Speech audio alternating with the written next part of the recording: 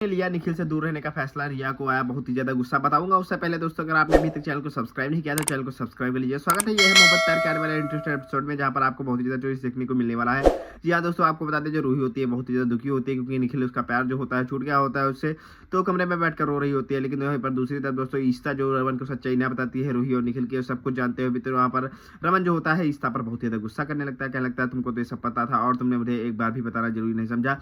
और रूही का दिल बार बार टूटा है। मैं कुछ भी सब कुछ करके कुछ भी नहीं कर पा रहा हूँ रूही के लिए, और रूही कितने ज्यादा दुखी है, और रूही सोई है या नहीं सोई है ईस्ता से मुझे लगता है। तो ईस्ता कहते हैं सुलाने की कोशिश की थी, लेकिन अभी तक रूही नहीं सोई है। तो यहाँ पर ईस्ता कहने लगती है तो मेरा शायद रमन जाना चाहिए रूही के पास। तो यहाँ पर रमन बहुत ज्यादा गुस्सा करता है ईस्ता के पास, कहता है तुम तो निखिल और रूही की सच्चाई जानती थी, तुमने मुझे कुछ भी नहीं बताया। ऐसा रूही के साथ हमेशा क्यों होता है, पहले सोहेल और अब ये निखिल निकल गया है। तो यहाँ पर दोस्तों जो आपको बता दें, रमन रूही के कमरे में जाने की फैसला करता है। दूसरी तरफ वहीं पर जो निखिल होता है वो गाड़ी से आता है, और दोस्तों आपको बता दें दारू पी रहा होता है, इनकी शराब पी रहा होता है, और कहता है मैं बहुत ही बुरा हूँ और यह मेरी बच्ची है, और मैंने रूही को धोखा दिया, मैंने सबको धोखा दिया, और मैंने सबका बहुत ही ज्यादा दिल दुखाया है, और अपने आप को कोसने लगता है। तो यहाँ पर दोस्तों आपको बता दें, निखिल बहुत ज्यादा दुखी होता है, कहता है मुझे जीने का हक नहीं है, और मुझे इससे अच्छा मर जाना ही अच्छा रहेगा। वहाँ पर दूसरी तरफ आपको बता दें दोस्तों, जो रमन भल्ला होते हैं, रमन भल्ला कहते हैं हाँ मैं रूही के कमरे में जाऊंगा, और रमन जो होता है रूही के कमरे में चला जाता है। रूही को देखकर दोस्तों रूही रो रही होती है, पहले तो बैठ जाता है बेड पर रूही के जाकर, उसके बाद दोस्तों आपको बता दें रमन भल्ला उठकर जाने लगता है। तो वहाँ पर रूही देख लेती है कि पापा आए हुए थे, तो रूही आवाज दे देती है पापा रुकिए। रमन भल्ला रुक जाता है और बैठ जाता है उसके पास ही। तो वहाँ पर दोस्तों आपको बता दें रमन भल्ला कहने लगता है सॉरी बेटा, मैं तुम्हारी कुछ भी मदद नहीं कर पाया और तुम हमेशा हर्ट होती रही। तो यहाँ पर दोस्तों रूही बोलने लगती है आई एम सॉरी पापा, मैंने आपको बहुत ज्यादा हर्ट किया, मैंने कुछ भी नहीं बताया और आपके खिलाफ हमेशा गई, मुझे माफ कर दो, इसके लिए मैं बहुत ही ज्यादा शर्मिंदा हूँ। और मैंने कहा लगता कोई बात नहीं रूही, तो होता रहता है, मैं खुद अपने आप को कोस रहा हूँ कि मैंने तुम्हारी कोई भी मदद नहीं की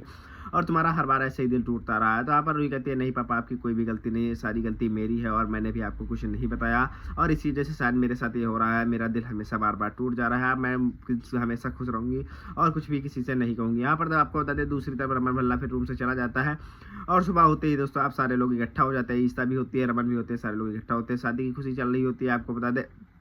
और आपको बता दें शादी की खुशी में रूही भी आती है, रूही से कहने लगती है ईस्ता अब हम शादी की खुशी मनाएंगे, और वहाँ पर ईस्ता से कहीं पूछने लगती है, रूही से कहती है रूही कोई दिक्कत परेशानी तो नहीं है तुम्हें, हो तो बता दो मुझे, और तुम्हें अब खुश रहना है और अब उसकी यादों से बिल्कुल बाहर निकल जाना है। रूही कहने लगती है ठीक है, अब मुझे उसकी यादों से बिल्कुल ही बाहर निकल गई हूँ, और अब मुझे कोई भी परेशानी नहीं है मम्मा, मैं उससे मूव ऑन कर लूँगी और उससे एक बार भी नहीं मिलूंगी और ना उसे देखूंगी, मेरे साथ ही इतना बुरा हुआ है।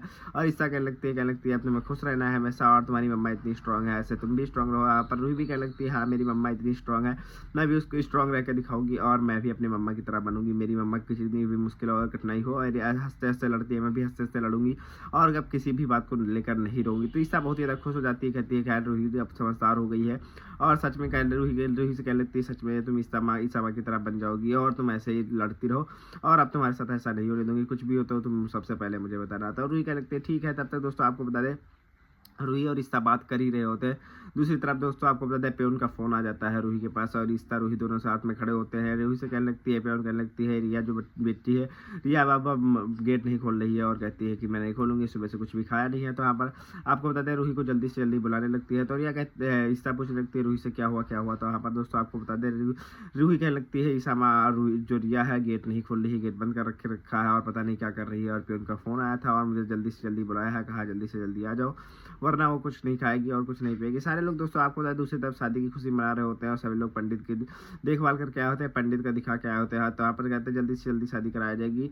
और वहाँ पर दोस्तों आपको बता दें जो रूही होती है वह रिया के घर के लिए निकल जाती है। समझते कहती है मैं रूही से मिलकर आपको सारी सच्चाई बताती हूँ। वहाँ पर रूही के घर रूही रिया के घर चली जाती है, और वहाँ पर दोस्तों को पेन मिलती है, कहती है रिया ने गेट बंद कर रखा है, अभी तक नहीं खोला है। तो वहाँ पर दोस्तों रूही जाती है रिया के गेट पास, और रिया से कहने लगती है रिया ऐसा नहीं करते हैं, गेट खोल दो बेटा, और खाना कुछ भी नहीं खाया तुमने, सुबह से खाना खा लो, आप तुम रूही को जानती हो ना, रूही तुम्हें कितना प्यार करती है। वहाँ पर दोस्तों आपको रिया कुछ भी नहीं सुनती, ड्राइंग कर रही होती है। लेकिन कुछ देर बाद जब रूही कहने लगती है ठीक है मत खोलो गेट, मैं जा रही हूँ, तुम मुझे बिल्कुल प्यार ही नहीं करती हो। तो यहाँ पर जो रिया जो होती है गेट खोल देती है, और कहने लगती है रूही दीदी आपको बताइए, आप तो जानती हो ना मेरे पापा बुरे नहीं है, और मेरे पापा आपके पापा ने मेरे पापा को घर से बाहर क्यों निकाला, और जबकि मेरे पापा ने लिफ्ट से बचाया था और गन से बचाया था, गन वाले अंकल से भी बचाया था, आपको पता है अच्छे से कि मेरे पापा बिल्कुल भी बुरे नहीं है। तो यहाँ पर रूही रिया से कहने लगती है मुझे पता है बेटा कि तुम्हारे पापा बुरे नहीं है, लेकिन मेरे और जानने या ना जानने से कुछ भी नहीं होता है, जो हकीकत है वो हकीकत ही रहती है, अगर मैं चाह भी लूँगी वो नहीं बुरे हैं तब भी वो बुरे ही रहेंगे, क्योंकि सबकी नज़रों में बहुत ज़्यादा गिर चुके हैं